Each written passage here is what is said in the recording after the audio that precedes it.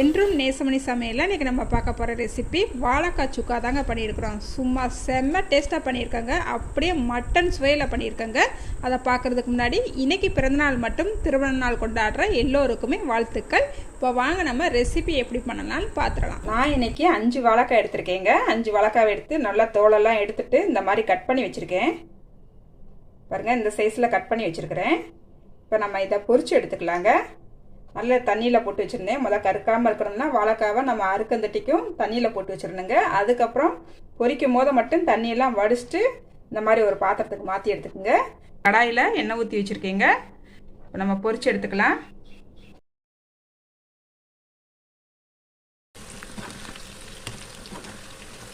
நல்லா வேகட்டும். பாருங்கள், நல்லா வெந்துருச்சு. இப்போ நம்ம இதை எடுத்துக்கலாங்க.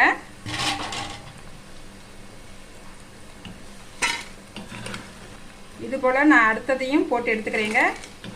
பாருங்கள், ஒரு ஜார் எடுத்துக்கிட்டாச்சு. இதில் ஒரு 10 சின்ன வெங்காயம் சேர்த்துருக்கேங்க.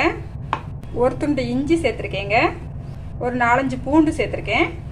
ஒரு கொத்து கருவேப்பிலை, 1 ஸ்பூன் சின்ன சீரகம், 1 ஸ்பூன் மிளகு, 1 ஸ்பூன் பெருஞ்சீரகம், கொஞ்சமாக தேங்காய் சில்லி எடுத்துருக்கிறேன். இதையும் சேர்த்துக்கலாங்க. இப்போ இதை நல்லா குறப்பாக அடித்து எடுத்துக்கலாம். வலுவலுன்னு அடிச்சிடாதீங்க. பாருங்கள், ஒரு கடாய் அடுப்பில் வச்சு 2 ஸ்பூன் ஆயில் விட்டுக்கிட்டுங்க. நம்ம வாழைக்காய் பொரிச்ச எண்ணெயிலேருந்து தான் 2 ஸ்பூன் விட்டுருக்கேன். ஒரு பல்லாரி வெங்காயத்தை கட் பண்ணி வச்சுருக்கிறேங்க. சேர்த்துக்கலாம். கொஞ்சமாக கருவேப்பிலை சேர்த்துக்கலாம். பாருங்கள், வெங்காயம் நல்லா கண்ணாடி பதத்துக்கு வதங்கிடுச்சுங்க. இப்போ இதில் 1 ஸ்பூன் வத்தப்பொடி சேர்த்துக்கலாங்க. 1 ஸ்பூன் மல்லிப்பொடி சேர்த்துக்கலாம். பாருங்கள், 1/4 ஸ்பூன் மஞ்சள்தூள் சேர்த்துக்கலாம். எடுத்து நல்லா வதக்கி விட்டுக்கலாங்க. அடுப்பு சிம்லேயே வச்சுக்கோங்க. மசாலா போட்டு 1 நிமிஷம் வதக்கி விட்டுக்கிட்டாச்சு. இப்போ பொரிச்சு வச்சுருக்கிற வாழைக்காவை போட்டுக்கலாங்க. இந்த வாழைக்காயில் நல்லா மசாலா படுறாப்புல நல்லா கலந்து விட்டுக்கலாம். இப்போ நம்ம குறப்பாக அரைச்சி வச்சுருக்கோம்ல, இப்போ இதையும் சேர்த்துக்கலாம். நல்லா கிண்டி விட்டுக்கலாங்க.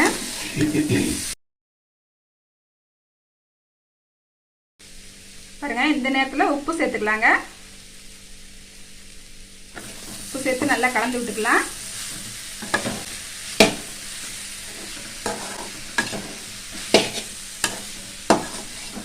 பாருங்க, 1 நிமிஷம் நல்லா கலந்து விட்டுக்கிட்டாச்சு.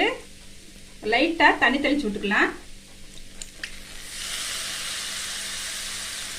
ரொம்ப தண்ணி ஊற்றிடாதீங்க, லைட்டாக மட்டும் தண்ணி தெளிச்சு விட்டுக்கலாம். நல்லா இதை கலந்து விட்டுக்கலாம்.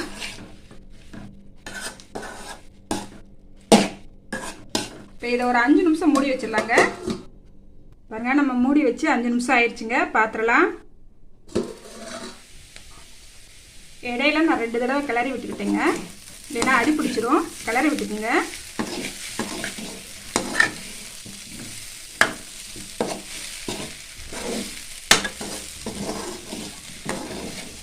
பாருங்க, இந்த வாழைக்காய் வந்து நல்லா ஆட்டுக்கறி சுக்கா போல் இருக்குங்க. சாப்பிட்றதுக்கு செம்ம டேஸ்ட்டாக இருக்கும்.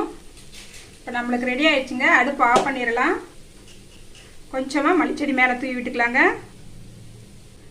இது போல் நீங்களும் ட்ரை பண்ணி பாருங்கள். ட்ரை பண்ணிவிட்டு எப்படி வந்துச்சுன்னு கமெண்ட்டில் சொல்லுங்கள். லைக் பண்ணுங்கள், ஷேர் பண்ணுங்கள். மறக்காமல் வீடியோ பார்க்குற எல்லோருமே என்னோட சேனலை சப்ஸ்கிரைப் பண்ண மறந்துடாதீங்க. பாய்.